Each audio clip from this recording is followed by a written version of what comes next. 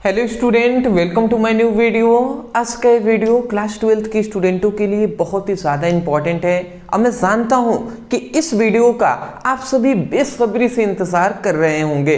तो आज का ये वीडियो आप सभी के लिए आ गया है क्लास 12th फिजिक्स का तीसरा चैप्टर विद्युत धारा, जिसका ये वन शॉट वीडियो है। इसमें जितने भी इस चैप्टर के इंपॉर्टेंट टॉपिक हैं जो आपके बोर्ड एग्जाम के लिए वेरी इंपॉर्टेंट हैं, उन सभी को हम आज के इस वीडियो में ही कवर कराएंगे। ठीक है ना। तो मैं यही कहूंगा, सिर्फ एक बात कहूंगा, कॉपी पेन लेकर बैठिए और जितने भी हम टॉपिक पढ़ा रहे हैं उसको सभी को नोट डाउन करते हुए चलिए। तो चलिए जी स्टार्ट करते हैं। ये चैप्टर 3 है। इससे पहले के आपके चैप्टर 1 जो है, ठीक है ना, चैप्टर जो आपका 1 है और जो चैप्टर आपका 2 है, इसको यदि आप पढ़ना चाहते हैं तो डिस्क्रिप्शन बॉक्स में आपको चैप्टर 1 विद्युत आवेश तथा क्षेत्र, ये पहले चैप्टर का लिंक मिल जाएगा। फिर से उसके नीचे विद्युत विभव तथा धारिता दूसरे चैप्टर का भी लिंक मिल जाएगा वन शॉट वीडियो का। तो वहां से आप इस वीडियो को देखने के पश्चात अगर नहीं देखे हैं तो उसकी स्टडी आप कर सकते हैं। तो चलिए जी, पहला हमारा इंपॉर्टेंट यहाँ पे क्वेश्चन आता है, ध्यान से समझेंगे। कह रहा है कि विद्युत धारा का परिभाषा तथा मात्रक लिखिए। अब क्या होता है, विद्युत धारा की परिभाषा देना है, उसके साथ साथ इसका मात्रक भी लिख देना है। पहले हम छोटे से हाई लेवल तक प्रश्नों को देखेंगे, ठीक है ना। तो चलिए जी, यहाँ पे हमें सबसे पहले मिल गया विद्युत धारा। अब क्या होता है विद्युत धारा, समझ लेते हैं। अच्छा, विद्युत धारा की यदि हम बात करें तो विद्युत धारा तो विद्युत धारा इक्वल टू होता है आवेश बटे समय, ठीक है ना। ये क्या होता है, ये इसकी परिभाषाएं होती हैं, ठीक है जी। ये क्या होता है, विद्युत धारा इक्वल टू आवेश बटे समय होता है, ये इसका फॉर्मूला है। तो यहाँ पे सपोज डेट ये कोई एक चालक तार है, ऐसे हमने मान लिया कि ये सपोज डेट एक क्या है, एक कोई चालक तार है। ये क्या है, एक चालक है। तो हम यही कहेंगे कि किसी चालक में आवेश प्रवाह की, देखिए ये तो आवेश है और नीचे इसी को हम समय को ना जब भी कहा जाता है परिभाषा में तो दर कहते हैं, ठीक है ना। तो ये कोई चालक तार है तो इसमें मान लेते हैं आवेश है, ठीक है। तो कोई भी चालक तार है तो किसी चालक तार में आवेश प्रवाह के दर को विद्युत धारा कहते हैं। समझ में आ गया, मतलब आवेश प्रवाह के दर, समय को हम दर कहते हैं, तो आवेश प्रवाह के दर को विद्युत धारा कहते हैं। तो यह आप परिभाषा बोल देंगे ना। आवेश किस में प्रवाहित होगा, तो भैया किसी चालक में ही ना प्रवाहित होगा। तो हम ऐसे कहेंगे कि किसी चालक में आवेश प्रवाह के दर को विद्युत धारा कहते हैं। तो ये हमने वही बात यहाँ पे परिभाषा लिखा है कि किसी चालक में आवेश प्रवाह के दर को विद्युत धारा कहते हैं। तो मैं आशा करता हूं कि आपको समझ में आ गया होगा। तो ये तो हुआ पहला इसका डेफिनेशन। या आप इसको दूसरे तरीके से और भी एक डेफिनेशन दे सकते हैं, वो क्या है वो भी समझ लीजिए। अगर इसको हम संकेत रूप में लिखें तो हम इसको क्या लिख सकते हैं, देखिए विद्युत धारा को हम I से दर्शाते हैं, I इक्वल टू Q/T होता है, ठीक है ना। ये फॉर्मूला होता है जी, ठीक है। Q क्या है, आवेश है, T है समय। तो यदि हम यहाँ से T जो है, जो यहाँ पे T है समय है, उसको हम एक मान लेते हैं, एक मतलब एकांक मान लेते हैं। तो यदि हम समय को एक मान लें तो उस समय पर जो Q होगा वो I के बराबर होगा। Q होगा वो I के बराबर होगा, क्योंकि नीचे में एक का कोई वैल्यू नहीं होता है, ठीक है ना। तो Q होगा वो I के बराबर हो जाएगा। तो Q जो होगा वो I के बराबर हो जाएगा। तो Q क्या है, यहाँ पे Q आवेश है, ये I क्या है, I है विद्युत धारा है, और T क्या है, समय है। तो हम यहाँ से परिभाषा नहीं कह सकते हैं कि एकांक समय पर, ठीक है ना, एकांक समय पर प्रवाहित आवेश को विद्युत धारा कहते हैं। समझ में आया, एकांक समय पर प्रवाहित आवेश विद्युत धारा कहलाता है। तो ये भी आप परिभाषा कह सकते हैं, जो कि हमने यहाँ पे अभी परिभाषा बोला, इस परिभाषा को भी आप लिख सकते हैं। ये अगर समझ में आ जाए तो ये लिख लीजिए, या ऐसे भी कह दीजिए कि एकांक समय पर प्रवाहित आवेश विद्युत धारा कहलाता है। ये परिभाषा आप यहाँ पे लिख सकते हैं, कोई दिक्कत वाली बात नहीं है जी, ठीक है ना। समझे रहेंगे तो परिभाषा किसी तरीके से भी आप बता सकते हैं, ठीक है। अब चलिए, इसमें 2-3 पॉइंट्स हैं जिसको हमें जानना बहुत ही आवश्यक है, इसलिए मैं इसको बता दे रहा हूं। सबसे पहली बात आता है इसका मात्रक, दूसरा आता है राशि, और तीसरा आता है जो है बीमा, जिसे हम बीमीय सूत्र के भी नाम से जानते हैं। मात्रक की यहां तक बात किया जाए तो देखिए, विद्युत धारा का मात्रक हम सभी ऐसे जानते हैं एम्पियर होता है, तो एम्पियर हमने लिख दिया। दूसरा एक और मात्रक आप याद रखेंगे, कूलाम प्रति सेकेंड, ठीक है ना, क्या है, सी मतलब कूलाम प्रति सेकेंड है, तो ये दोनों मात्रक आप याद रखेंगे। चलिए जी, राशि की बात करें तो ये एक कौन सी राशि होती है, अदिश राशि होती है, अदिश राशि होती है। जहां तक बीमा की बात करें तो देखिए, इसका बीमा ओनली ए होता है, जहां पर भी ए लिखा दिखाई दे आपको तो आप समझ जाइए उसका बीमीय सूत्र ए हो, मतलब ए मतलब एम्पियर, विद्युत धारा का बीमा है। या इसी को ऐसे भी आप लिख सकते हैं, ठीक है ना, कि M0 L0 T0 A, ये भी आप लिख सकते हैं, कोई दिक्कत वाली बात नहीं है, ठीक है ना। ये सभी जीरो और टी ए पर क्या हो जाएगा, 1 लिखना चाहे तो लिखे, चाहे तो 1 ना भी लिखेंगे तो कोई भी संख्या हो उसके ऊपर एक घात होता है, ये बात बेसिक पता है आप सभी को ही। तो ये हुआ हमारा पहला टॉपिक। मैं आशा करता हूं कि आप सभी को समझ में आ गया होगा। यदि समझ में आ गया है तो ये मैं आपसे रिक्वेस्ट करूंगा कि वीडियो को लाइक करने के साथ साथ वीडियो को शेयर कर दीजिएगा, ठीक है ना। अभी आपने देख लिया, थोड़ा सा अपना, मैं कह सकता हूँ कि थोड़ा सा आपको मेहनत लगेगा, बट क्या कर दीजिए, थोड़ा सा शेयर कर दीजिए। आपके जितने भी स्कूल ग्रुप हैं, कोचिंग के ग्रुप हैं, या आपके जो भी फ्रेंड्स हैं जिनको लगता है कि हाँ वो पढ़ सकते हैं, उनको पढ़ना चाहिए, उनको ऐसे समझाया जाए तो उनको समझ में आए, तो उनके पास शेयर कर दीजिए।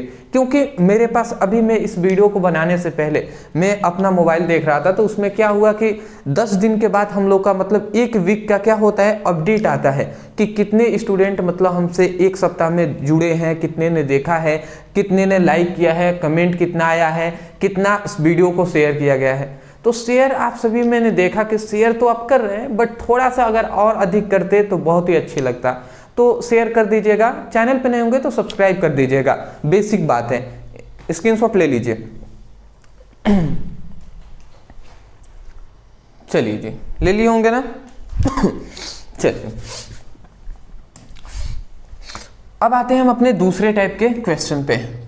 देखिए, पूरी तरीके से बेसिक से हम ले चलेंगे इस चैप्टर का। मैं आपको स्पष्ट रूप से बता दूं, देखिए अभी मैं आपको बता दे रहा हूं, इस चैप्टर से 1 नंबर, 2 नंबर, 3 नंबर वाले सबसे, मतलब मैं कह सकता हूं कि 90% जो आपके क्वेश्चन होंगे वो इस चैप्टर से 1, 2 और 3 नंबर वाले क्वेश्चन पूछे जाते हैं। और सबसे ज्यादा इसी चैप्टर से 1, 2, 3 नंबर वाले प्रश्न पूछे जाएंगे। और सिर्फ मैं कह सकता हूं कि 2 से 3 टॉपिक ही ऐसे हैं जो 5 नंबर में आपसे, मतलब 5 नंबर में पूछे जाते हैं, और उनकी परसेंटेज कितनी है, 10%। मतलब चैप्टर के 10% ऐसे हैं जो 5 नंबर में पूछे जाएंगे, और 2 से 3 ऐसे टॉपिक हैं, उन सभी को हम आपको कराएंगे जी, टेंशन नहीं लेना है। चलिए समझिएगा। तो विद्युत वाहक बल को परिभाषित कीजिए, यह हमारा क्वेश्चन है। चलिए, तो यहां पे हमने लिख दिया है विद्युत वाहक बल। अब समझते हैं जी विद्युत वाहक बल क्या होता है, ठीक है ना। देखिए, विद्युत वाहक बल को भी याद रखेंगे, हम ई से दर्शाते हैं, ई, ठीक है ना। विद्युत वाहक बल को ई से दर्शाते हैं, E = W/Q होता है, ठीक है जी, ठीक है ना। ये बात आप याद रखेंगे, E = W/Q होता है, जहां पर ये W क्या है तो कार्य है, और T क्या है, Q क्या है, आवेश है। ये बेसिक बात है, पता है। और ये क्या है, यही है विद्युत वाहक बल। E क्या है, विद्युत वाहक बल है। तो यहाँ पे ये बात आती है, ध्यान से समझेंगे, यहाँ पे ये बात आती है कि मैं फिगर से समझाऊंगा तो आसानी से समझ में आ जाएगा। ये एक सपोज डेट, ये क्या है, बंद परिपथ है, ठीक है ना। ये एक क्या है, एक बंद परिपथ है, ठीक है ना। ये एक बंद परिपथ है, मैं यहाँ पे लिख दे रहा हूं बंद परिपथ, याद रहना चाहिए ये आपको, बंद परिपथ है, ठीक है ना। ठीक है, ये क्या है, बंद परिपथ है, ठीक है ना। ठीक है, मतलब बंद परिपथ कब बनता है ये बेसिक बात पता है ना, विद्युत क्षेत्र का एक बंद परिपथ है, ठीक है ना, मतलब ये विद्युत क्षेत्र है और ये विद्युत क्षेत्र कैसा है, एक बंद परिपथ में है, ठीक है ना।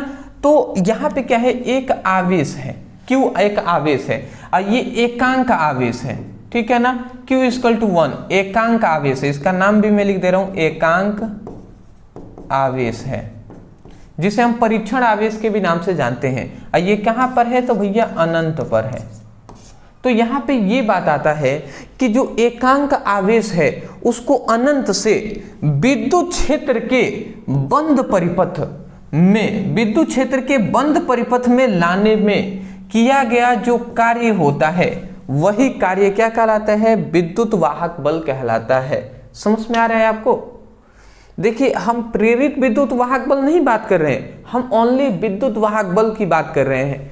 सभी का परिभाषा अलग अलग होता है। यदि यहीं पर प्रेरित विद्युत वाहक बल हो कहता तो वो अलग आपका हो जाएगा, ठीक है ना। अब वो कम किस चैप्टर में पढ़ेंगे, चैप्टर हम जो हम चैप्टर 8 में जाएंगे, विद्युत चुंबकीय प्रेरण, तो उसमें पढ़ेंगे जी।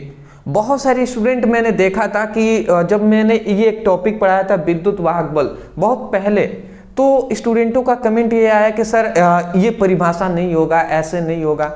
मैं कहता हूं हमेशा से, भैया डीप में जब तक आपको नॉलेज ना हो तब तक, खासकर मैं हमेशा से कह रहा हूं कि डीप में अगर आपको नॉलेज नहीं है, उसके बारे में आप नहीं जानते, तो किसी को भी गलत ठहराने की कोशिश ना करें या किसी को भी गलत साबित ना करें, ठीक है ना। क्योंकि आपको अगर ना पता हो तो भैया आप कैसे गलत ठहरा सकते हैं, ये तो गलत बात हो गई ना। अब बहुत सारे स्टूडेंट मतलब ऐसे ही कह रहे हैं, उनको लगता है भैया हमने दूसरा परिभाषा पढ़ा है तो वो हो जाएगा। अरे भैया, प्रेरित विद्युत वाहक बल में अंतर होता है। और दूसरी बात, एक और बात बता दूं, इसका भी हम दूसरे तरीके से भी डेफिनेशन कर सकते हैं, ठीक है ना। बट जो मैं इजी होता है, जो समझाने लायक होता है, वो मैं परिभाषा बताता हूं। इसीलिए सभी स्टूडेंट मुझे लगता है कि विश्वास के साथ हमसे बने हुए हैं और अपनी स्टडी कर रहे हैं, क्योंकि उनको पता है कि सबसे इजी लेवल में यहाँ पे सब कुछ बताया जाता है, ठीक है ना। अब मेरा प्रयास, दिल से मैं कह रहा हूं, मेरा प्रयास हमेशा से यही रहेगा कि आपको इजी वे में अच्छे से अच्छे जो टॉपिक है उनको कवर करा दिया जाए। तो चलिए जी, फिर भी चलिए कोई नहीं, बट यही परिभाषा होगा, ध्यान से सुन लीजिए, समझ लीजिए। आप कहेंगे कि एकांक आवेश को अनंत से विद्युत क्षेत्र के किसी बंद परिपथ में, विद्युत क्षेत्र के किसी बंद परिपथ में लाने में किया गया कार्य होगा, वो क्या होता है, विद्युत वाहक बल कहलाता है। अब याद रखेंगे, विद्युत विभव का भी यदि परिभाषा में कहूं, विद्युत विभव का सेम टू सेम विद्युत विभव के परिभाषा जैसे ही है, ये भी विद्युत वाहक बल, परंतु विद्युत वाहक बल अब विद्युत विभव में एक डिफरेंट भी है। अब वो डिफरेंट क्या है, जो विद्युत विभव होता है ना, वो बंद परिपथ में नहीं होता है, बल्कि विद्युत वाहक बल जो होता है वो एक बंद परिपथ में होता है। मतलब हमने विद्युत विभव का परिभाषा क्या बोला था, हमने ये कहा था कि एकांक आवेश को अनंत से विद्युत क्षेत्र के किसी बिंदु तक लाने में, क्या हमने कहा था, विद्युत क्षेत्र के किसी बिंदु तक लाने में किया गया कार्य विद्युत विभव कहलाता है। अब विद्युत वाहक बल को क्या कह रहे हैं कि एकांक आवेश को अनंत से विद्युत क्षेत्र के किसी बंद परिपथ में, समझ रहे हैं ना, विद्युत क्षेत्र के किसी बंद परिपथ में लाने में किया गया जो कार्य होता है वो विद्युत वाहक बल कहलाता है। तो मैं आशा करता हूं कि अब आप समझ गए होंगे। तो दोबारा से आपको ये समझाने का मुझे लगता है कि प्रयास, मतलब अदरवाइज समझ में तो आ जाना चाहिए ना। 2-3 बार क्या, मैंने 5 बार से अधिक बोल दिया है। चलिए जी, अब इसका थोड़ा सा हम कुछ चीजें हैं जो पॉइंट्स है उसको जान लेते हैं, उसके बाद हम आगे बढ़ेंगे जी, ठीक है ना। सभी में मैं लिखवा देता हूं, जैसे कि मात्रक, ठीक है ना, फिर से राशि, फिर से बीमा। अब देखिए, सबसे पहली बात, यदि मात्रक पे आ जाए तो मात्रक इसका पहला क्या हो जाएगा, आप बोल सकते हैं जूल प्रति कूलाम, ठीक है ना, जूल प्रति कूलाम हो जाएगा। राशि पे बात करें तो ये तो बेसिक बात है कि अदिश राशि होता है, सभी स्टूडेंटों को पता होगा, अदिश राशि, ठीक है ना। इतनी बात याद रखेंगे, कौन सी राशि होती है, अदिश राशि होती है, ठीक है ना। और इसका बीमीय सूत्र होता है ml2t - 3 और a-1, ठीक है ना। तो ये इसका क्या होता है, बीमीय सूत्र होता है जो आप याद रख लेंगे। मैं आशा करता हूं समझ रहे होंगे। ml2t-3a-1 लिखा गया है। तो इसका आप चाहें तो स्क्रीनशॉट ले लीजिए, आगे हम बढ़ेंगे जी। चलिए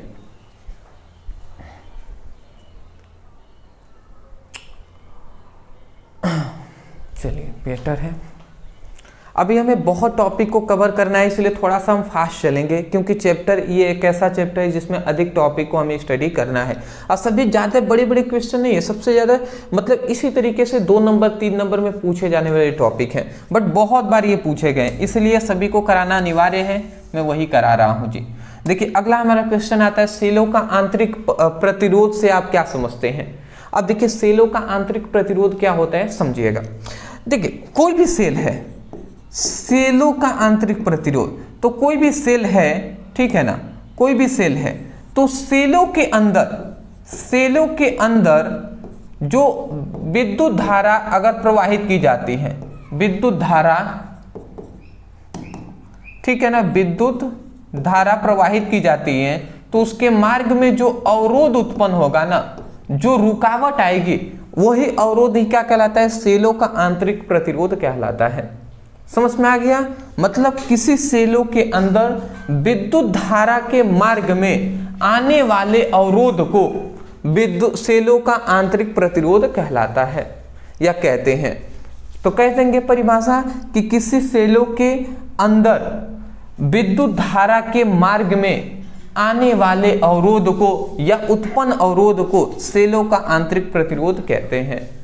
मैं आशा करता हूं आप समझ के होंगे। अरे भैया कोई सेल है, उसके अंदर विद्युत धारा को रोका जा रहा है, विद्युत धारा के मार्ग में अवरोध आ रहा है, तो जो रोकेगा ना वही सेलों का आंतरिक प्रतिरोध कहलाएगा। तो वही कहा जा रहा है कि किसी सेलों के अंदर विद्युत धारा के मार्ग में उत्पन्न अवरोध को सेलों का आंतरिक प्रतिरोध कहते हैं। तो मैं आशा करता हूं कि सेलों का जो आंतरिक प्रतिरोध है यह आपको समझ में आ गया होगा, ठीक है ना। चलिए अब इसका एक चीज आप याद रख लेंगे कि इसका मात्रक क्या होता है। तो इसका मात्रक आप याद रखेंगे वोल्ट प्रति एम्पियर, ठीक है ना, वोल्ट प्रति एम्पियर होता है। ठीक है, मैं इसे इरेज कर दे रहा हूं, ठीक है, वोल्ट प्रति एम्पियर होता है, इस बात को आप याद रखेंगे। अब ओम भी होता है, ये भी आप याद रखेंगे। दूसरा आप लिखना चाहें तो ओम भी लिख सकते हैं, क्योंकि प्रतिरोध का तो मात्रक ओम ही ना होता है, तो इसका भी मात्रक ओम ही कहलाएगा। तो ये दोनों आप याद रख सकते हैं, जो भी आपके ऑब्जेक्टिव क्वेश्चन में ऑप्शन दे उसको आप टिक करेंगे। मैं आशा करता हूँ समझ के होंगे, स्क्रीनशॉट लेने की ले लेंगे होंगे ऐसे भी, ठीक है ना, छोटा छोटा है तो क्या आप स्क्रीनशॉट। चलिए अगला हमारा 4th नंबर क्वेश्चन आता है कि आवेशों की गतिशीलता से क्या समझते हैं। देखिए बहुत इंपॉर्टेंट ये टॉपिक है, आवेशों की गतिशीलता। मैंने देखा कि लगभग बार ये बोर्ड एग्जाम में पूछा जा रहा है, हर सेट में, मतलब एक न एक सेट में जरूर पूछ लिया गया है। तो समझिएगा जी, बहुत इंपॉर्टेंट है, समझिएगा। आवेशों की गतिशीलता किसे कहते हैं। तो देखिए आवेशों की जो गतिशीलता होती है उसको हम म्यू से प्रदर्शित करते हैं, ठीक है ना। आवेशों की गतिशीलता को म्यू से प्रदर्शित करते हैं। अब म्यू इक्वल टू होता है अनुगमन वेग अब विद्युत क्षेत्र की तीव्रता, या हम विद्युत क्षेत्र भी कह सकते हैं, ठीक है ना। तो ये होता है जी। अब देखिए कोई भी आवेश है तो उसका एक अनुगमन वेग होगा। अब अनुगमन वेग क्या होता है, ये भी बहुत इंपॉर्टेंट टॉपिक है, आगे अभी कराया भी जाएगा। और ये क्या है, विद्युत क्षेत्र है। ये म्यू क्या है, म्यू है गतिशीलता। तो आप ये कह सकते हैं, अब ये मान लेते हैं कोई भी आवेश है, ठीक है ना, कोई आवेश है, तो ये किस वेग से गति कर रहा है। अनुगमन वेग पे अभी आएंगे तो हम आपको बताएंगे क्या होता है, बट अनुगमन वेग मान लेते हैं इसका vd है, ठीक है ना। तो यहाँ पे ये कहा जा रहा है कि ये जो आवेश है, ठीक है, कोई भी आवेश है तो इसके चारों ओर विद्युत क्षेत्र भी उत्पन्न होगा। तो मान लेते हैं इसका विद्युत क्षेत्र E है और इस आवेश का जो अनुगमन वेग है वो vd है। तो यहाँ पे ये कहा जाता है कि किसी आवेश का अनुगमन वेग vd और उसी आवेश का जो विद्युत क्षेत्र है वो इन दोनों के अनुपात को, अनुपात मतलब बटा होता है, ये बात पता होनी चाहिए, अनुपात को ही आवेशों का गतिशीलता कहते हैं। मतलब परिभाषा कह देंगे ना कि किसी आवेश वाहक, या ऐसे कह देंगे कि किसी आवेशों के अनुगमन वेग vd तथा आवेश के विद्युत क्षेत्र E के अनुपात को आवेशों की गतिशीलता कहते हैं।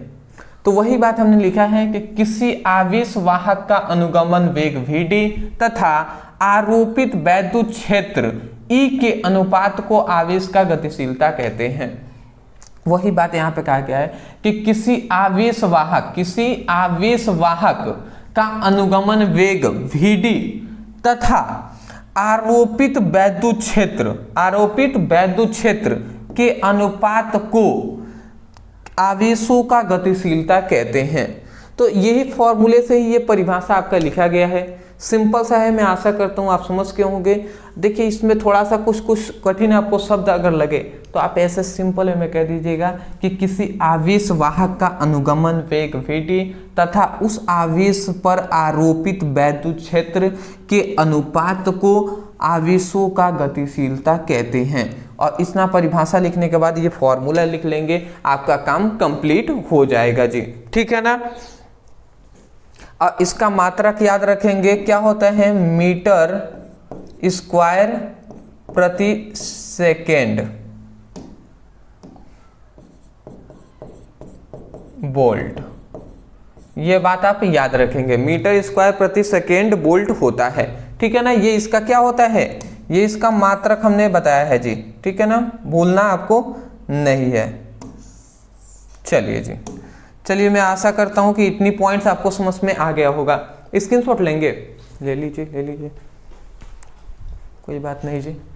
थोड़ा सा हम फास्ट चलेंगे, अभी हम चौथे क्वेश्चन पे हैं, 4 क्वेश्चन ये भी हमने देखा है, अभी हमें और भी देखना है बहुत सारे क्वेश्चन को इस चैप्टर का, ठीक है ना। थोड़ा सा वीडियो लंबा होगा बट कोई नहीं, समझेंगे जी। अगला हमारा नेक्स्ट क्वेश्चन आता है धारा घनत्व से आप क्या समझते हैं, इसका मात्रक क्या होता है। देखिए धारा घनत्व एक बहुत ही इंपॉर्टेंट टॉपिक है, ध्यान से आप समझेंगे जी, ठीक है ना। देखिए धारा घनत्व को याद रखेंगे, जो धारा घनत्व होता है इसको हम J से प्रदर्शित करते हैं, ठीक है ना। और धारा घनत्व J = I/A होता है। ये सभी 3 नंबर वाले आपके प्रश्न है, 2 नंबर 3 नंबर वाले प्रश्न है। तो धारा घनत्व J = I/A होता है, जहां I क्या है, I है विद्युत धारा,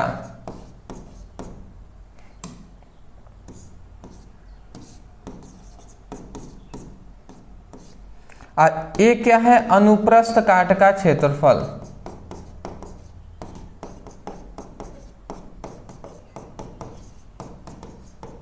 ठीक है जी, अनुप्रस्थ काट का क्षेत्रफल का मतलब नहीं समझे तो अभी मैं समझा दूंगा।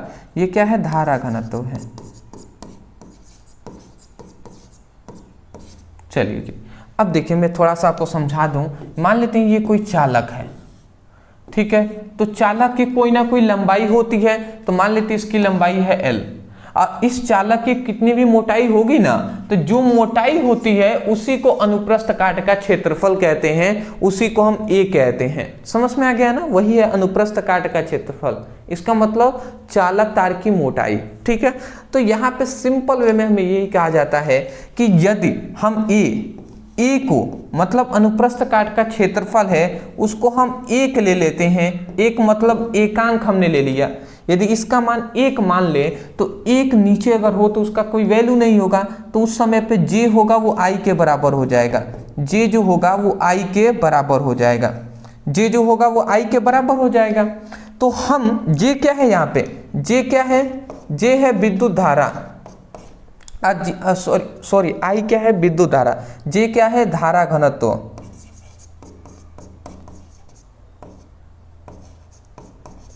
और A क्या है, अनुप्रस्थ काट का क्षेत्रफल है। तो हम यहां से परिभाषा नहीं कह सकते हैं कि एकांक अनुप्रस्थ काट के क्षेत्रफल वाले चालक तार में उत्पन्न धारा को, या हम कह सकते हैं प्रवाहित धारा को धारा घनत्व कहते हैं। समझ में आया हमने क्या कहा? अरे भैया हमने ये कहा कि यदि एक कोई चालक तार है जिसका अनुप्रस्थ काट का क्षेत्रफल मतलब इसकी मोटाई यदि 1 हो, तो हम यही कह रहे हैं कि एकांक, एक मतलब एकांक कहते हैं। तो एकांक ये क्या है? अनुप्रस्थ काट का क्षेत्रफल। तो हम यही कह रहे हैं कि एकांक अनुप्रस्थ काट के क्षेत्रफल वाले चालक तार में प्रवाहित धारा घनत्व कहलाता है। मैं आशा करता हूं आप समझ गए होंगे। इसका सिंपल सा मतलब है कि कोई मान लेते हैं चालक तार है, उसकी जो मोटाई है वो दी 1 हो, तो एक जिसकी मोटाई हो चालक तार की, तो उस चालक में जितना भी आवेश प्रवाहित हो, जितना भी धारा प्रवाहित होगा, वही धारा क्या कहलाएगा? धारा ना कहलाकर धारा घनत्व कहलाएगा। तो वही हम परिभाषा कह रहे थे कि एकांक अनुप्रस्थ काट के क्षेत्रफल वाले चालक तार में प्रवाहित धारा को धारा घनत्व कहते हैं। वही बात हमने लिखा है, एकांक अनुप्रस्थ काट के क्षेत्रफल वाले चालक तार में प्रवाहित धारा को धारा घनत्व कहते हैं। तो मैं आशा करता हूं कि आपको समझ में आ गया होगा। ठीक है जी, तो अब मैं इसको इरेज कर दे रहा हूं। इसकी कोई आपकी इच्छा तो आप बना दीजिएगा एग्जाम में, चाहे इतना भी लिखेंगे तो चलेगा जी। अब इसका मात्रक आप याद रख लेंगे कि इसका मात्रक क्या हो जाएगा? एम्पियर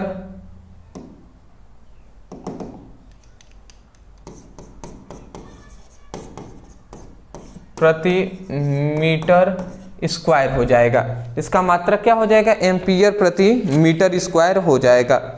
ठीक है जी, इसका याद रखेंगे। ठीक है, इसका याद रखेंगे। जो राशि होगी वो एक सदिश राशि होगी। कौन सी राशि? सदिश राशि। ठीक है, और जो बीमा होगा ना वो L-2A1 होगा। ठीक है ना, L-2A1 होगा। A के ऊपर 1 लिखना चाहे तो लिखेंगे, नहीं लिखेंगे तो भी चलेगा। या इसी को ऐसे भी लिख सकता है एग्जाम में कि M0 L-2T0A, इस प्रकार भी लिख सकता है, या A के पावर 1 भी लिख सकते हैं, कोई दिक्कत वाली बात नहीं है। तो बीमा में आप ये भी याद रख लेंगे, ये भी याद रख लेंगे, दोनों में से कोई भी आ सकता है। ठीक है ना, मैं आशा करता हूं कि ये सभी टॉपिक जो है ये क्लियर होते हुए चल रहे होंगे आपको। देखिए, बहुत सारे स्टूडेंट हैं जो हमसे कह रहे थे, कमेंट में मैंने देखा कि सर मुझे अभी कुछ भी नहीं पढ़े हैं, तो मैं क्या करूं क्या ना करूं। तो मैंने अभी हाल ही में जो लगभग मुझे याद है विलियम जो चैप्टर 1 है केमिस्ट्री का पढ़ाया था, तो उसमें कमेंट किए थे बहुत सारे स्टूडेंट। तो मैं उनसे कहूँगा भैया देखिए, अगर आप सच में अभी तक कुछ भी नहीं पढ़े हुए हैं, कोई भी तैयार नहीं है, तो आपसे रिक्वेस्ट है केवल आप क्या कीजिए, जो 1 शॉट आपको पहले वीडियो कराया जा रहा है उसको आप सीक्वेंस वाइज देखते हुए चलिए। अब 1 शॉट वीडियो है, एक दिन आपको गैपिंग करके मिल रहे हैं, मुझे पता है आगे चल के वो कंसिस्टेंट भी कर दिए जाएंगे। तो मान लेते हैं आज आपको 1 शॉट वीडियो पढ़ाया गया, तो आज आपने 1 घंटे में देख लिया, नोट डाउन आपने कर लिया, उसके बाद आप इसको एक दिन, आज ही के दिन आप इसको तैयार करें। अब पूरी तरीके से तैयार करने के बाद अगले दिन फिर से जब आए तो उस दिन आपको 1 शॉट तो वीडियो नहीं आएगा। तो उस टाइम पे आपको क्या करना है, इसको पहले पूरी तरीके से अच्छे से अपने माइंड में पूरी तरीके से याद करके बैठा लेना है चैप्टर 1 को। फिर से जो नेक्स्ट दिन तो 1 शॉट वीडियो नहीं आएगी, कोई भी टॉपिक आएगा जो इंपॉर्टेंट होगा फिजिक्स का और केमिस्ट्री का। ठीक है ना, बचे हुए जो चैप्टर बचा हुआ है जिसका हम chapter wise 1 shot topic most important topic है उसको हम कवर करा रहे थे। तो लगभग मुझे पता है कि आपका 11 चैप्टर या 12 चैप्टर पर हम फिजिक्स में हैं, और 2 चैप्टर आपके बचे हुए हैं वो भी हम कवर करा देंगे। ठीक है ना, फिजिक्स के जो इंपॉर्टेंट टॉपिक हैं। और केमिस्ट्री है उसमें अंतिम चैप्टर बचा हुआ है जैव अणु, वो भी हम करा ही देंगे। तो उसके टॉपिक जो इंपॉर्टेंट आते हैं तो उसको आप तुरंत देखा कीजिए, क्योंकि जो लॉन्ग टाइप क्वेश्चन है उसको 1 शॉट में कराना पॉसिबल नहीं है, क्योंकि देख रहे हैं ना छोटे छोटे कराने में 1 घंटे से ऊपर चला जा रहा है क्लास, तो कैसे कराया जाएगा। जितना हो पाता है उतना कवर कराया जाता है, इसलिए जो एक वीडियो इंपॉर्टेंट जो टॉपिक आपको पढ़ाया जाता है उसको भी आप स्टडी करते हुए चलेंगे। ठीक है ना, और हिंदी इंग्लिश की भी तैयारी आपको कराई जा रही है। लीजिए, बहुत देर से आप सोच रहे होंगे कि भैया बड़ा टॉपिक कोई नहीं पढ़ा रहे 5 नंबर वाला, तो देख लीजिए ये हमारा 5 नंबर वाला टॉपिक आ गया जी, 5 मार्क्स। चलिए जी, अब ये आपका 100% बोर्ड एग्जाम में मुझे विश्वास है कि ये आपको टॉपिक मिलने वाला है, इसको आप समझ लीजिए। देखिए कह रहा है वैद्युत परिपथ के लिए किरचॉफ के नियमों को उल्लेख कीजिए और उसका परिपथ बनाकर समझाइए। अब इसको टॉपिक को हमने पहले ही कवर करा दिया है, फिर भी थोड़ा सा हम फास्ट चलेंगे, बट इसको भी मैं समझा दूंगा, ठीक है ना। देखिए किरचॉफ का नियम, हालांकि ये सभी हमने इंपॉर्टेंट जो जितने भी लॉन्ग टाइप क्वेश्चन है वो सब हमने कराया हुआ है। चलिए जी कोई नहीं, इसमें भी देख लेते हैं। देखिए किरचॉफ का जो नियम है, किरचॉफ के 2 नियम होते हैं, 2 नियम होते हैं, ठीक है जी। अब 2 नियम कौन कौन से होते हैं, तो पहला नियम आपको यहाँ पे दिखाई दे ही रहा है, प्रथम नियम, जिसे हम संधि के नियम के नाम से जानते हैं। तो पहले हम इसको ध्यान लेते हैं, उसके बाद द्वितीय नियम पे भी आएंगे, जिसे हम लूप के नियम के नाम से या वोल्टता के नियम के नाम से भी जानते हैं, ठीक है जी। तो प्रथम नियम या संधि का नियम क्या होता है, अब इसको हम समझ लेते हैं। देखिए यहाँ पे आपको लिखा गया है कि किरचॉफ के प्रथम नियम के अनुसार किसी संधि पर मिलने वाली विद्युत धाराओं का बीजगणितीय योग शून्य होता है। अब समझिएगा, सबसे पहली बात, संधि के नियम के नाम से भी हम जानते हैं।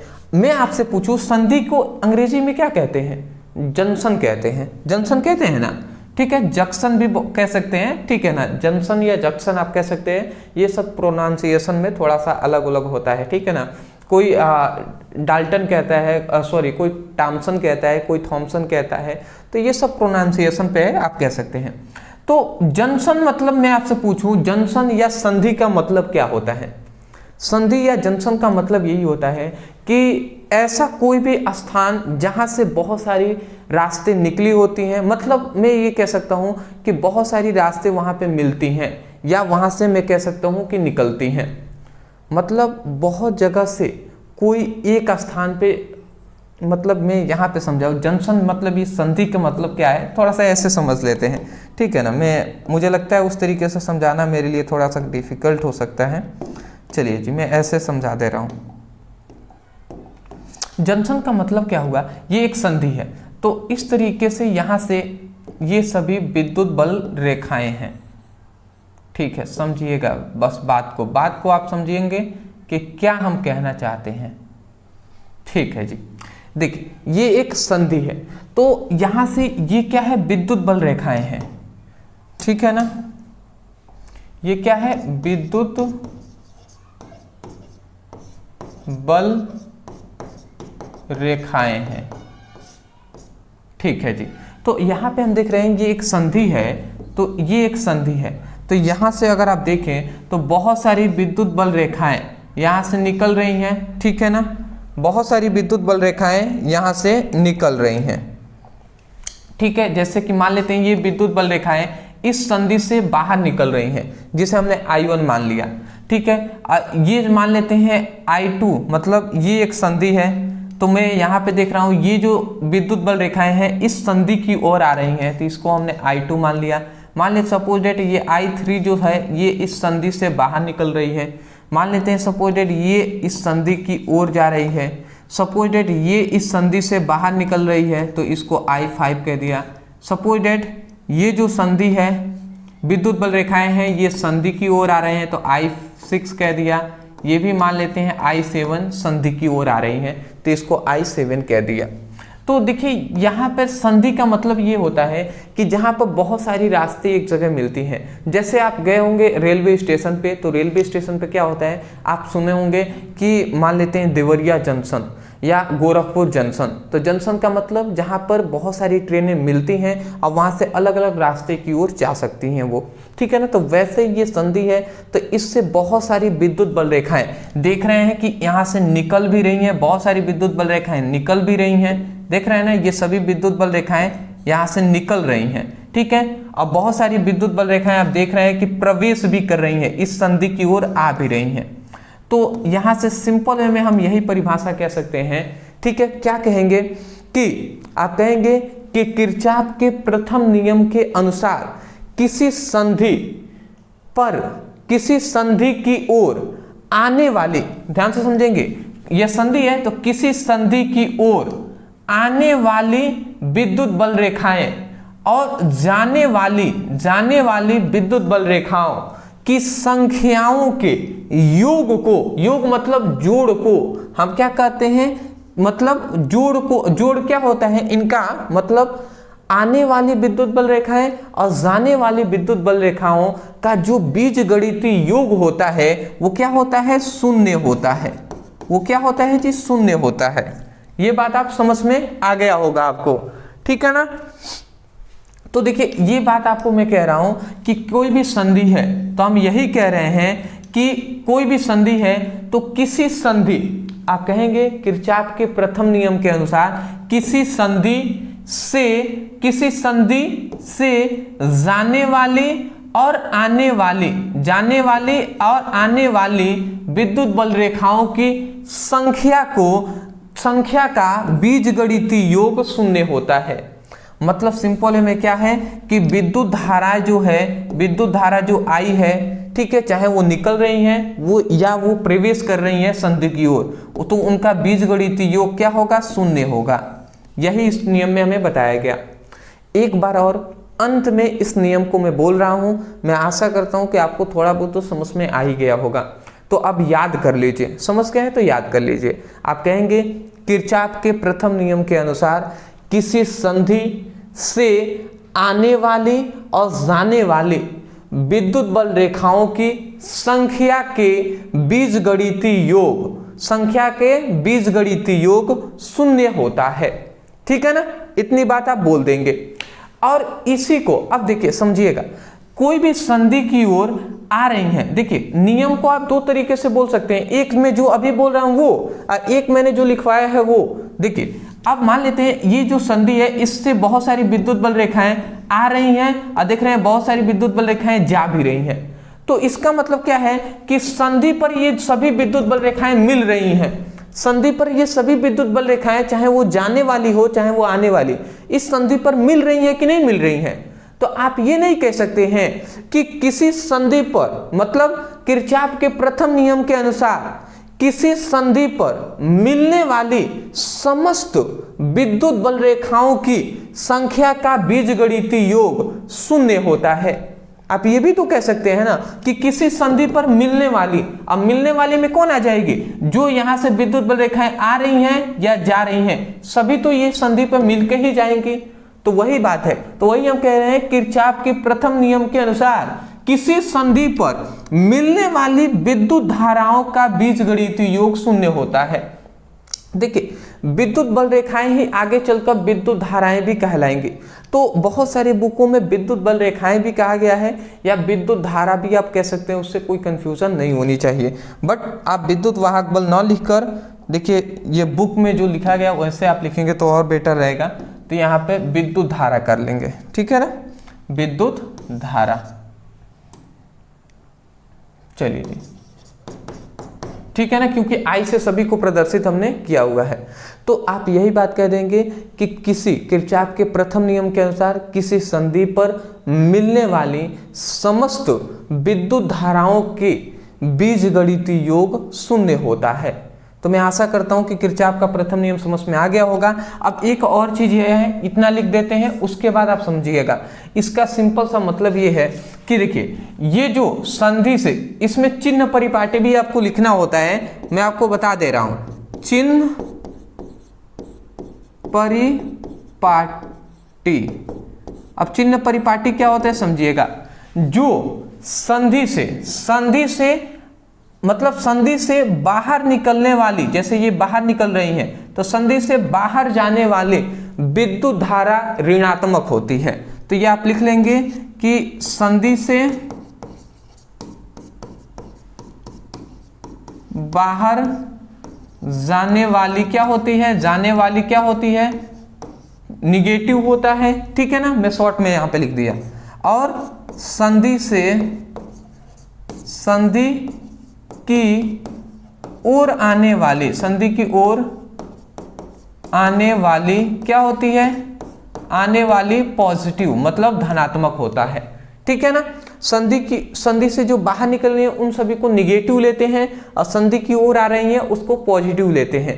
ये कब आपको काम आएगा? न्यूमेरिकल में। तो यहाँ पे अगर हम लेते हैं तो थोड़ा सा यहाँ पे एक और चीज आ जाएगा। देखिए अगर आप ध्यान से देखें तो ये I1 है ना, तो ये संधि से बाहर निकल रही हैं, तो I1 को -I1 हम लेंगे, ठीक है ना, -I1 हम ले लेंगे। फिर से ये I2 देख रहे हैं संधि की ओर आ रही हैं, तो इसको जो संधि की ओर आएंगे उसको प्लस लेंगे, तो पॉजिटिव में 1 ले लिए। फिर से अगर आप देखें तो ये I3 बाहर निकल रही है तो -I3 ले लेंगे। फिर से I4 इस संधि की ओर जा रही है तो इसको I4 प्लस में ले लेंगे। I5 बाहर निकल रही है तो माइनस में I5 लेंगे। फिर से I6 देख रहे हैं संधि की ओर जा रही है तो इसको I6 ले लेंगे। I7 भी देख रहे हैं संधि की ओर ही जा रही हैं, तो प्लस में ही I7 लिख देंगे, इक्वल टू 0 लिख दिया हमने। ये दिखाई दे रहा होगा ना आपको, यहाँ पे I7 के बाद इक्वल टू में 0 लिखा गया है। अब देखिए ये आपका फॉर्मूला हो गया। अब जितने भी देखिए ये माइनस में है, ये भी माइनस में है, ये भी माइनस में है, इस माइनस को अगर हम उधर भेज देते हैं तो यहाँ से हमें एक फॉर्मूला मिलेगा। अब वो फॉर्मूला क्या होगा, ध्यान से आप समझेंगे। वो फॉर्मूला होगा, ये I2 है तो I2 हो गया, फिर से प्लस I4, फिर से प्लस I6 और प्लस I7। ये माइनस में है, उधर जाएगा तो प्लस में हो जाएगा, तो I माइनस में है तो ये प्लस में हो गया, इधर आया तो 0 की इधर, तो ये प्लस में 1 हो गया। फिर से ये भी प्लस में I3 हो गया और ये I5 है, ये भी प्लस में I5 हो गया। तो यहाँ से हमें मेन फॉर्मूला जो मिला वो हमें ये फॉर्मूला मिल गया जी। और इस फॉर्मूले को आप नोट डाउन अभी कर लीजिए, ठीक है ना। तो आप चाहें तो ऊपर वाला भले ही लिखे या ना लिखें, ये बीजगणितीय योग के नीचे आप ये वाला चिन्ह परिपाटी लिखने के बाद आप ये फॉर्मूला नीचे लिख लेंगे इसके, तब यह आपका कंप्लीट होता है। मैं आशा करता हूँ आप समझ के होंगे। मेरा लक्ष्य यही है कि कोई स्टूडेंट रटे नहीं बल्कि समझ कर याद करे, इसीलिए थोड़ा टाइम लगता है, बट मैं कोशिश करता हूँ कि आपको समझ में आ जाए। यदि समझ में आ रहा होगा ना दोस्त, तो एक रिक्वेस्ट है कि आप हमें कमेंट सेक्शन में ज़रूर बताइएगा, क्योंकि आपके जो कमेंट होता है मैं हमेशा पढ़ता हूँ, तो वो हमें थोड़ी सी प्रेरित करता है कि चलिए स्टूडेंटों को समझ में तो आ रहा है ना, आप सभी को समझ में तो आ रहा है। और जैसे ही समझ में आता है तो मुझे भी इच्छा करती है। मैं 100% कह रहा हूँ, आज मैं 1 शॉट वीडियो लाने वाला नहीं था, बट मैंने देखा कि कमेंट भी कर रहे हैं, और जो टीम है व्हाट्सएप टीम पर बहुत सारे स्टूडेंटों ने मैसेज किया था कि सर 1 शॉट वीडियो लाइए, तो वहाँ से मुझे पता चला कि सर कहा जा रहा है कि 1 शॉट वीडियो लाने का। तो इसीलिए मैंने कहा चलिए कोई नहीं, आज भी 1 शॉट वीडियो से आपको स्टडी कराया जाए, तब मैं ये ला कर आया हूँ 1 शॉट वीडियो। नहीं तो आज मैं हिंदी का कोई इंपॉर्टेंट टॉपिक कराने वाला था, वो भी मिलेगा आपको, तो देखिएगा, ठीक है ना। चलिए अगला आता है द्वितीय नियम, जिसे हम लूप के नियम के नाम से जानते हैं, इसको भी हम समझ लेते हैं। द्वितीय नियम जिसे लूप के नियम के नाम से या वोल्टता के नियम के नाम से जानते हैं। अब देखिए यहाँ पे लिखा है, विद्युत परिपथ के किसी बंद जाल में प्रवाहित धारा तथा उसके संगत प्रतिरोध के गुणनफल का बीजगणितीय योग उस परिपथ में लगे सेलों के विद्युत वाहक बलों के बीजगणितीय योग के बराबर होता है। मैंने इतना जल्दी इसलिए पढ़ा क्योंकि आपको समझ में नहीं आएगा यदि आपने नहीं पढ़ा है तो। ये समझ में कैसे आएगा, मैं अभी आपको समझा कर याद कराऊंगा, तब ऐसे पढ़ने से याद नहीं होने वाला। जिनको जो पढ़े हुए हैं ना उनको तो याद हो जाएगा, बट जो नहीं पढ़े हैं उनको थोड़ा सा डिफिकल्ट होगा, तो इसीलिए क्यों समय बर्बाद करना भैया, देख लेते हैं। थोड़ा सा ऊपर से मिलूँ क्या, चलिए जी कोई नहीं, ठीक है। थोड़ा सा 1 मिनट लगेगा, थोड़ा सा मैं फिगर बना दे रहा हूँ, उसके बाद हम बातें करेंगे जी, ठीक है। एक और मैं यहाँ पे ले लेता हूँ, हाँ ठीक। यहाँ पे एक हम लगाएंगे सेल,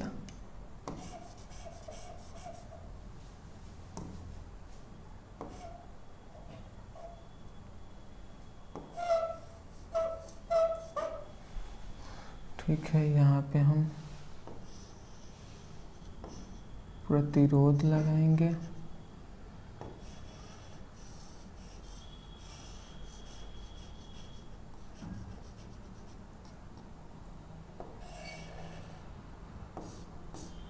ठीक है। आप समझिएगा, देखिए देखिए समझिएगा, यहाँ पे हमने एक प्रतिरोध ले लिया है। अब इसको थोड़ा सा मैं कम कर दूं। देखिए यहाँ पे एक प्रतिरोध इस प्रकार ये लगाया गया है, और ये दूसरा प्रतिरोध है जी, ठीक है। और ये क्या है, तीसरा प्रतिरोध है। ये क्या है, सेल है, ठीक है जी। ये बड़ा वाला डंडा, ये छोटा वाला डंडा। यहाँ पे मैं लिख दूँ ये A B C D E F, ठीक है जी। और यहाँ पे समझिएगा ये 3 प्रतिरोध हमने लिया है, ठीक है ना।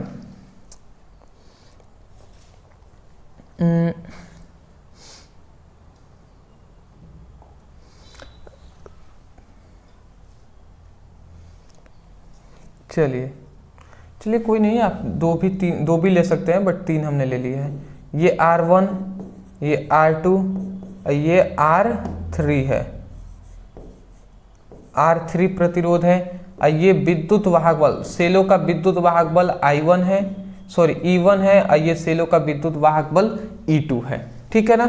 इतनी बेसिक बात आपको समझ में आ जानी चाहिए। देखिए मैंने यहाँ पर एक बंद परिपथ लिया है, 2 यहाँ पे बंद परिपथ लिया है। एक क्या है, ए बी सी डी ए, ये एक बंद परिपथ कहलाएगा। यहाँ से स्टार्ट किया तो यहीं पे आकर इंड होना चाहिए, ए बी सी डी ए, तब ये एक बंद परिपथ हुआ। दूसरा एक और बंद परिपथ है कि सी डी ई एफ सी, ये एक बंद परिपथ है। और यहाँ पे हमने देखिए 3 प्रतिरोध लिया है, R1 R2 R3। यहाँ पे 2 सेल लिया है, सेलों का विद्युत वाहक बल, एक E1 है, एक E2 है, ठीक है ना। अब देखिएगा यहाँ से आपको एक फॉर्मूला आपको तैयार करना है, समझिएगा। ये एक विद्युत वाहक बल है, समझिएगा, ये विद्युत वाहक बल है, एक सेल है। तो इससे मान लेते हैं कि I1 धारा प्रवाहित हो रही है, तो इसको हमने I1 लिख दिया। और इस वाले जो सेल है, इससे विद्युत धारा जो प्रवाहित हो रही है वो I2 धारा प्रवाहित हो रही है, तो I2 हमने लिख दिया। अब ये I1 इस तरीके से आएगी, I2 इस तरीके से आएगी, और ये दोनों मिलकर यहाँ पे बहेंगे इस वाले रूट में, I1 प्लस I2, ये दोनों बहेंगी ना, तो इस तरीके से ये बह रही हैं। ये फिगर आप नहीं बनाएंगे तो ये कोई काम लायक नहीं होगा आपका, ये फिगर बनाना अनिवार्य है, इसलिए मैंने इतना टाइम लेकर ये बताया है।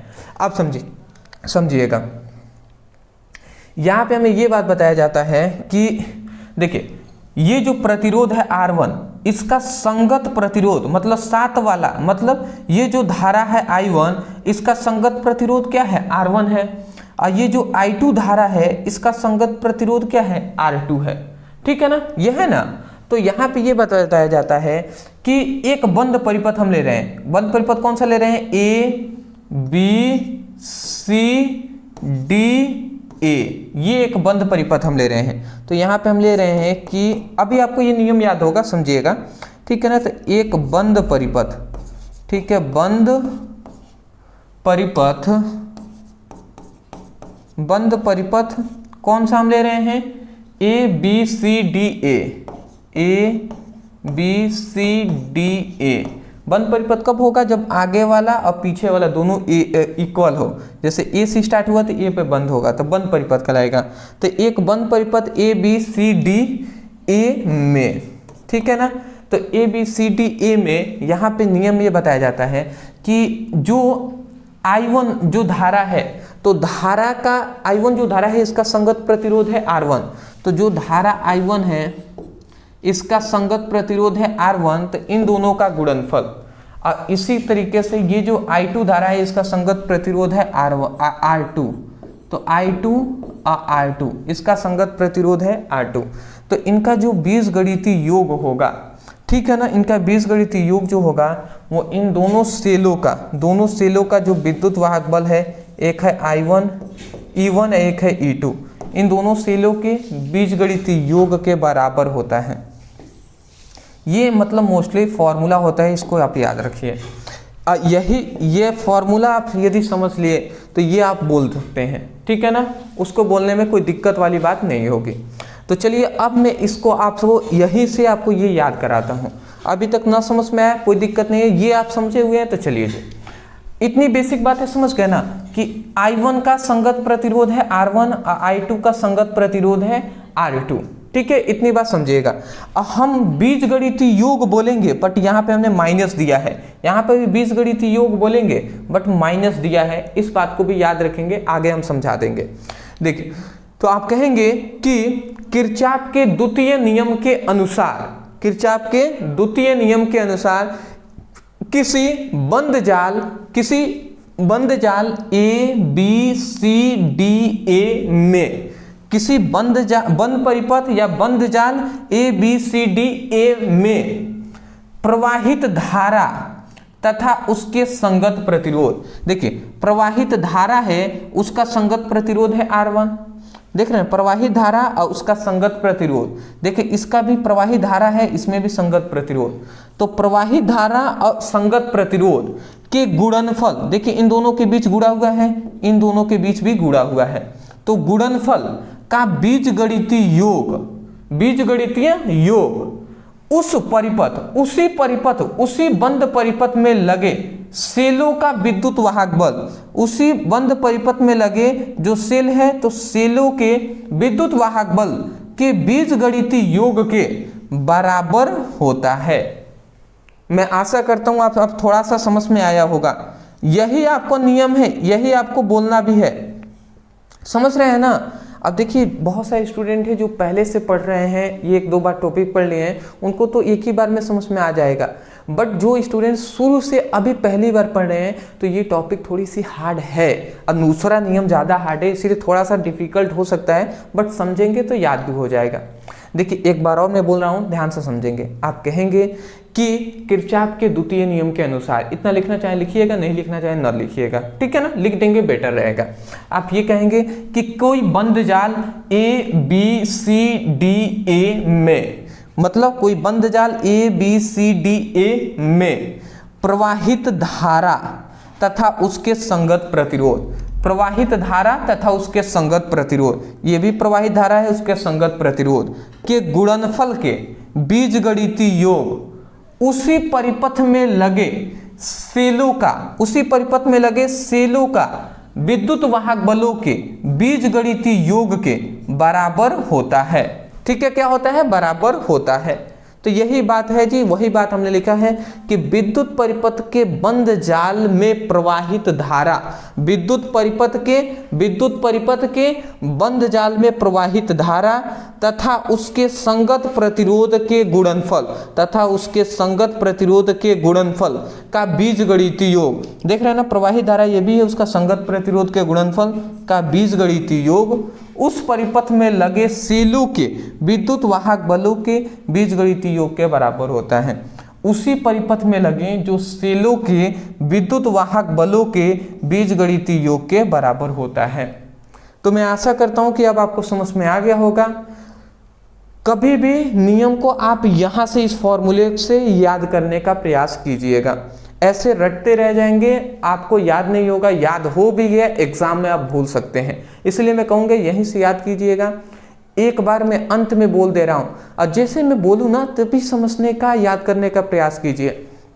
ठीक है, मैं जानता हूँ समय जा रहा है, बट मैं जानता हूँ कि बहुत सारे स्टूडेंट हैं जिनको थोड़ी सी दिक्कत हो रही होगी, तो थोड़ा सा एक बार और मैं बोल दे रहा हूँ। आप कहेंगे कि बंद जाल ए बी सी डी ए में प्रवाहित धारा तथा उसके संगत प्रतिरोध के गुणनफल का बीजगणितीय योग उस परिपथ में लगे सेलों के विद्युत वाहक बलों के बीजगणितीय योग के बराबर होता है। तो ये हमने जो भी नियम बोला इसी फॉर्मूले से देख के बोला है। इतनी बात आप लिखकर ये फॉर्मूला, ये फिगर आप परिपथ बना लेंगे, ठीक है ना।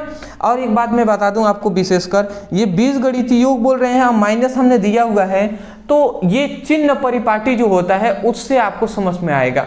तो अगर आपको समझना चाहते हैं आप लिख दीजिएगा किरचॉफ का नियम ब्रदर सर, इतना लिख कर सर्च कर लेंगे। वीडियो हमारा पर्सनली मिलेगा जिसमें हमने सब डिटेल में एक्सप्लेन किया हुआ है। अभी मैं उतना ही बता रहा हूं जितना आप लिख दें आपको एग्जाम में 5 नंबर मिल जाए, तो इतना भी लिख देंगे आपको फुल नंबर मिल जाएंगे। स्क्रीनशॉट ले लीजिए, आगे बढ़ेंगे, ठीक है ना। चलिए जी,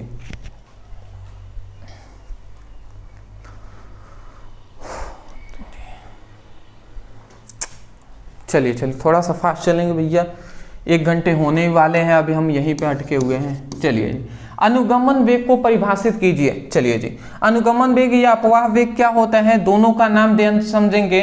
दोनों अनुगमन वेग कहें या अपवाह वेग कहें, दोनों बात एक ही है, ठीक है ना। आप समझिएगा, कोई भी मुक्त इलेक्ट्रॉन है E, ठीक है। अब मुक्त इलेक्ट्रॉन का मतलब क्या होता है कि जो फ्रीडम हो, ठीक है ना, मुक्त हो, फ्रीडम हो, तो ये सपोज डेट मुक्त इलेक्ट्रॉन है, ये इस प्रकार गया। अब मान लेते हैं यहाँ पर भी सपोज डेट ये इलेक्ट्रॉन, मुक्त इलेक्ट्रॉन यहाँ पे गया, तो यहाँ पर भी कोई मुक्त इलेक्ट्रॉन है, तो ये मुक्त इलेक्ट्रॉन इससे टकराएगी, तो टकरा कर फिर से ये वाला इलेक्ट्रॉन फिर से इधर चला गया। यहाँ पे एक मुक्त इलेक्ट्रॉन पहले से कोई है, तो यहाँ पे भी टकरा कर फिर से ये इधर चली गई, फिर से यहाँ पे आई तो यहाँ पे भी टकरा कर फिर से ये सपोर्टेड यहाँ पे चली गई, फिर से यहाँ पे से टकरा कर फिर से यहाँ पे चली गई, ठीक है। तो इस तरीके से ये जो मुक्त इलेक्ट्रॉन है ये टक्कर करके इसी तरीके से गति कर रही है, ठीक है ना।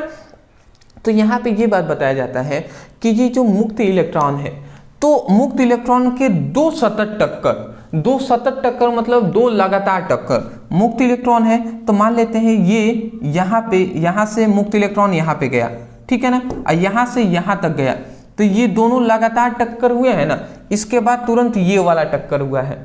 तो दो सतत मुक्त इलेक्ट्रॉनों के दो सतत टक्करों के बीच के जो औसत वेग होता है, इन दोनों के बीच का जो मुक्त इलेक्ट्रॉन का जो वेग होगा ना, वही वेग ही क्या कहलाता है, धारा का अनुगमन वेग कहलाता है।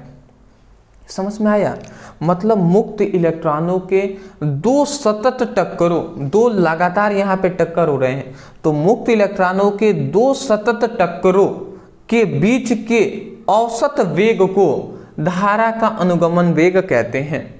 अब देखिए, अभी आपको समझ में आ जाएगा। देखिए यहाँ पे हमने लिखा है मुक्त इलेक्ट्रॉनों के दो सतत टक्करों के बीच के औसत वेग को धारा का अनुगमन वेग कहते हैं।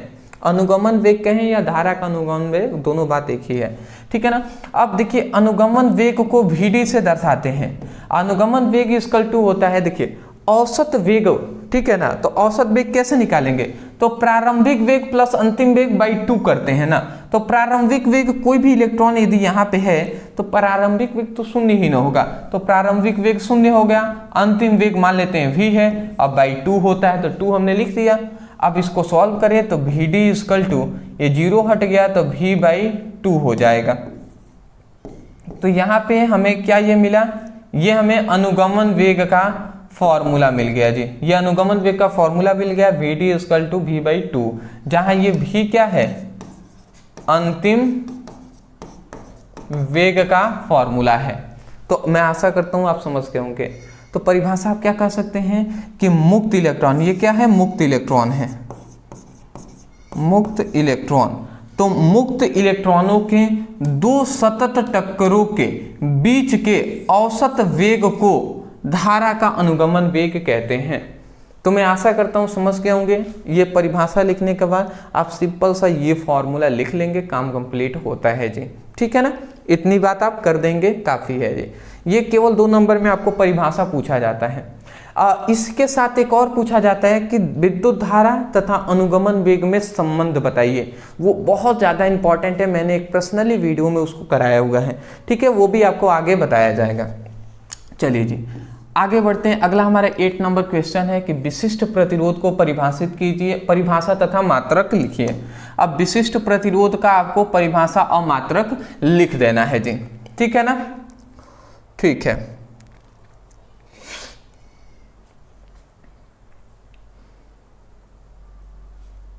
ठीक, देखिए विशिष्ट प्रतिरोध होता है, तो विशिष्ट प्रतिरोध,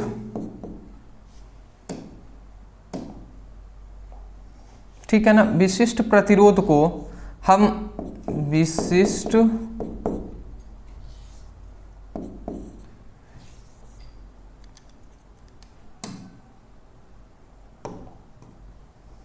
सभी बुकों में अलग है, विशिष्ट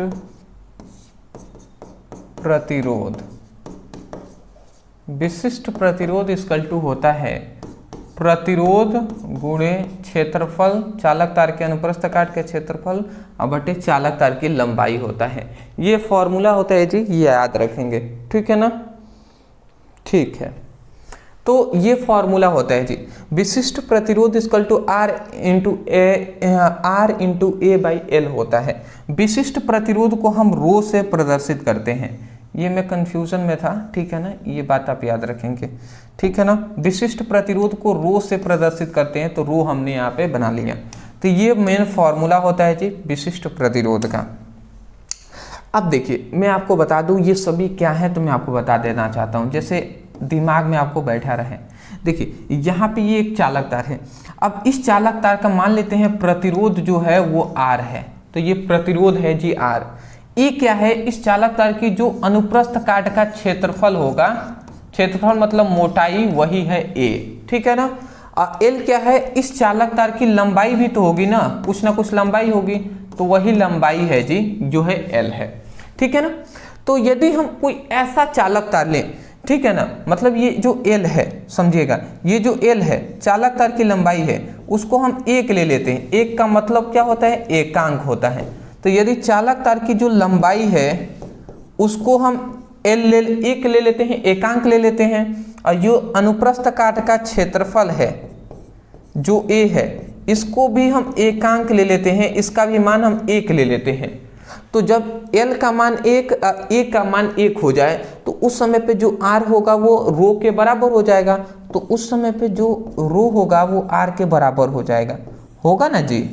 तो यहाँ पे रो क्या है, R क्या है, प्रतिरोध है, और ये रो क्या है, विशिष्ट प्रतिरोध है, विशिष्ट प्रतिरोध, ठीक है जी, विशिष्ट प्रतिरोध है। तो आप परिभाषा ये नहीं कह सकते हैं कि, आप कह सकते हैं कि, ध्यान से समझेंगे, एकांक लंबाई, तथा एकांक लंबाई कह सकते हैं या इकाई लंबाई भी कह सकते हैं। अरे एक को एकांक कहें या इकाई कहें, दोनों बात एक ही है, बट यहाँ पे मैं इकाई कर दे रहा हूँ। इकाई थोड़ा सा बोलने में भी अच्छा लगता है, इसलिए तो मैं यहाँ पे इकाई कर दे रहा हूँ, जिससे इकाई, ठीक है ना। एकांक भी आप कह सकते हैं, कोई दिक्कत वाली बात नहीं है। तो हम ये कह सकते हैं कि इकाई लंबाई तथा इकाई अनुप्रस्थ काट के क्षेत्रफल वाले चालक तार में उत्पन्न प्रतिरोध विशिष्ट प्रतिरोध कहलाता है। बताइए, आप कह सकते हैं कि नहीं कि इकाई लंबाई तथा इकाई अनुप्रस्थ काट के क्षेत्रफल वाले चालक तार में उत्पन्न प्रतिरोध विशिष्ट प्रतिरोध कहलाता है। तो मैं आशा करता हूं आप समझ गए होंगे, वही बात हमने लिखा है कि इकाई लंबाई तथा इकाई अनुप्रस्थ काट के क्षेत्रफल वाले चालक तार में उत्पन्न प्रतिरोध विशिष्ट प्रतिरोध कहलाता है, ठीक है ना। ये आपका परिभाषा हो गया, मैं आशा करता हूँ समझ गए होंगे। एक बार और बोल दूं, देखिए कहेंगे कि इकाई लंबाई तथा इकाई अनुप्रस्थ काट के क्षेत्रफल वाले चालक तार में उत्पन्न प्रतिरोध विशिष्ट प्रतिरोध कहलाता है, ठीक है ना। तो वही बात है। अब मैं आपको थोड़ा सा प्रैक्टिकली आपको बता दूं क्या है, कहने का मतलब क्या है। कहने का मतलब है हमने एक ऐसा चालक तार लिया जिसकी लंबाई भी 1 हो और मोटाई भी 1 हो। आप सोचिएगा, मतलब ऐसा हमने एक चालक तार ले लिया कि ऐसा कोई भी हमने चालक तार ले लिया जिसकी मोटाई और लंबाई दोनों ही 1-1 हो, ठीक है ना। इस प्रकार से ये एक चालक तार है, देख रहे हैं, इसकी मोटाई और इसकी लंबाई दोनों एक ही लग रहा है ना। ये मोटाई है, उसी को क्षेत्रफल अनुप्रस्थ काट का कहते हैं, और ये लंबाई है तो इसको L कहते हैं।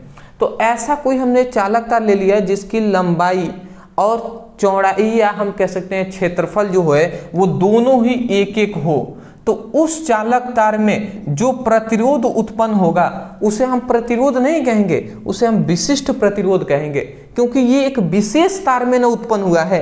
विशेष तार क्यों? क्योंकि लंबाई भी भैया 1 है और चौड़ाई भी 1 ही है, या क्षेत्रफल हम कह सकते हैं 1 है।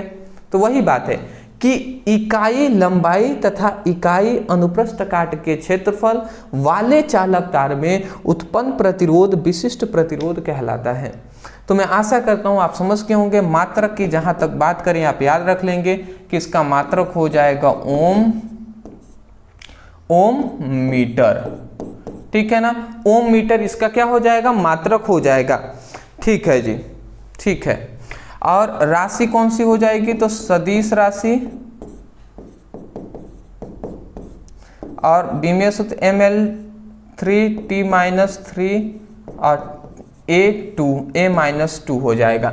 ये इसका बीमीय सूत्र भी याद रखेंगे। सॉरी, एक चीज यहाँ पे मिस्टेक है, अदिश राशि। ये देखिए, ये सब कुछ याद करना पड़ेगा। अगर आप याद करके हुए हैं और फिर से मान लेते याद किए हुए हैं, भूल गए हैं, तो रिवीजन नहीं करेंगे तो भूल जाएंगे। मैं भी भूल जाता हूँ, ठीक है ना। अदरवाइज याद करना पड़ता है, रिवीजन करना पड़ता रहता है, ठीक है। तो इसको याद कर लीजिएगा। हाँ, ये है कि मैं निकाल सकता हूँ, जैसे बीमीय सूत्र है, मैं चाहूँ तो अभी फॉर्मूले से पुटअप करके टाइम लगेगा, बट मैं निकाल लूँगा, ठीक है ना। तो बीमीय सूत्र निकालना भी हमने सिखाया हुआ है, आप उसको पढ़ सकते हैं। यूट्यूब पे लिखिएगा बीमीय सूत्र निकालना सीखे ब्रदर सर, इतना लिख कर सर्च करेंगे, वीडियो हमारे मिल जाएंगे। बोलने में अब थोड़ा सा आवाज़, अब एनर्जी थोड़ा सा डाउन हो गया है, ठीक है ना। तो वही बात है जी। चलिए स्क्रीनशॉट ले लीजिए।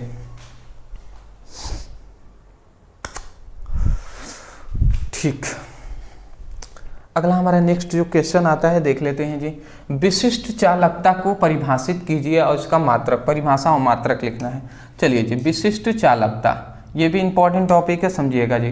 विशिष्ट चालकता मतलब किसी चालक के विशिष्ट प्रतिरोध के व्युत्क्रम को विशिष्ट चालकता कहते हैं। विशिष्ट चालकता को सिग्मा से प्रदर्शित करते हैं। सिग्मा इक्वल टू 1/ρ होता है, ठीक है ना। ये फॉर्मूला होता है जहाँ सिग्मा क्या है, ये क्या है, विशिष्ट प्रतिरोध है।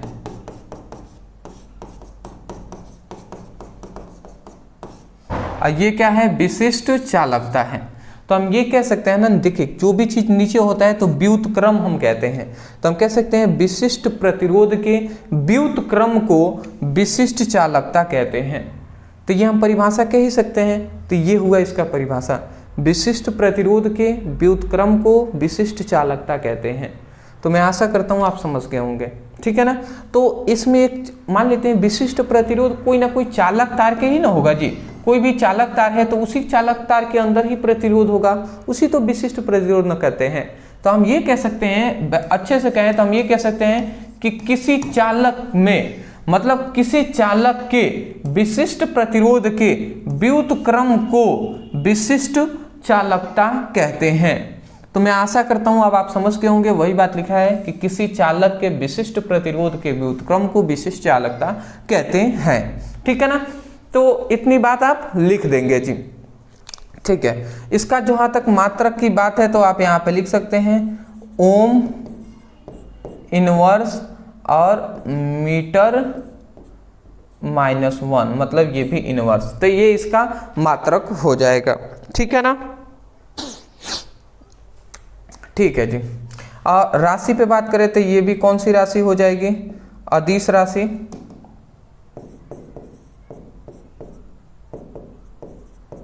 ठीक है ना। और जहां तक बीमीय सूत्र पे बात करें तो देखिए जस्ट इसके अपोजिट हो जाएगा, ठीक है ना। ml3t-3 t-3 a-2 है ना, तो ये क्या हो जाएगा m-1 l-3 और t3 a2, ये इसका बीमीय सूत्र हो जाएगा। तो ये आप याद रखेंगे, ठीक है ना।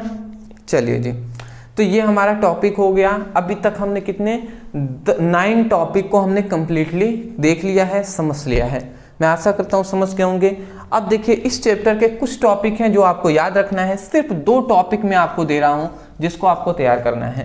क्या, विद्युत धारा तथा अनुगमन वेग में संबंध बताइए, ठीक है ना। आप इतना ही लिखिएगा, विद्युत धारा अनुगमन वेग में संबंध और ब्रदर सर, इतना तो कर ही सकते हैं ना। इतना लिख कर सर्च कर लीजिएगा, वीडियो हमारी मिल जाएंगी।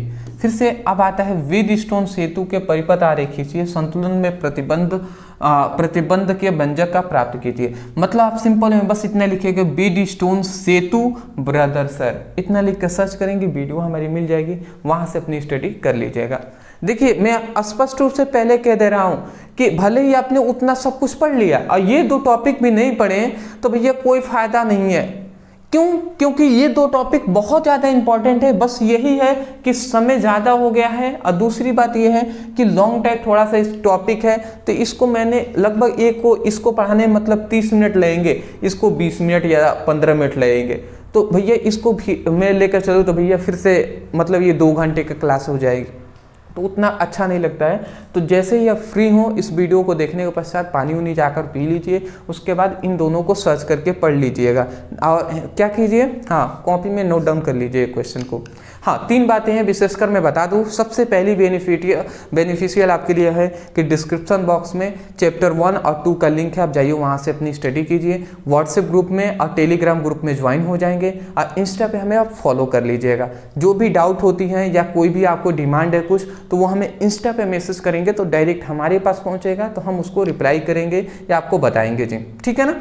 तीसरी बात, हाँ, दूसरी बात ये है कि देखिए दूसरी बात मैं यही कहने वाला था कि भैया शेयर कर दीजिएगा। और तीसरी बात ये है कि जो बहुत सारे ऐसे स्टूडेंट हैं मैं देखता हूं कि मतलब इन सभी के लिए नोट्स के लिए कहते हैं, तो देखिए आप सभी को नोट्स तो प्रोवाइड हमने कर ही दिया है। फिलहाल बहुत सारे स्टूडेंटों ने नोट्स ले लिया है, यदि आप नहीं लिए हैं, लेना चाहते हैं, ओनली फिजिक्स का टोटल आपके 14 चैप्टर हैं, तो 14 चैप्टर का नोट्स ओनली आपको 99 में दिया जा रहा है। सभी इंपॉर्टेंट टॉपिक चैप्टर वाइज आपको दिए जाएंगे, 100 इंपॉर्टेंट ऑब्जेक्टिव होंगे, फिर से आपके जो इंपॉर्टेंट न्यूमेरिकल का भी आपको दिया जाएगा, सब दिया जा रहा है। आप चाहें तो ले सकते हैं, नीचे दिए गए व्हाट्सएप नंबर पे मैसेज कीजिए, वहाँ से PDF नोट्स है व्हाट्सएप पर ही आपको मिल जाएंगे, तो मैसेज कर लीजिएगा व्हाट्सएप पे, आपको सब कुछ वहाँ पे बता दिया जाएगा, ठीक है। पेमेंट करेंगे आपको तुरंत नोट सेंड कर दिया जाएगा।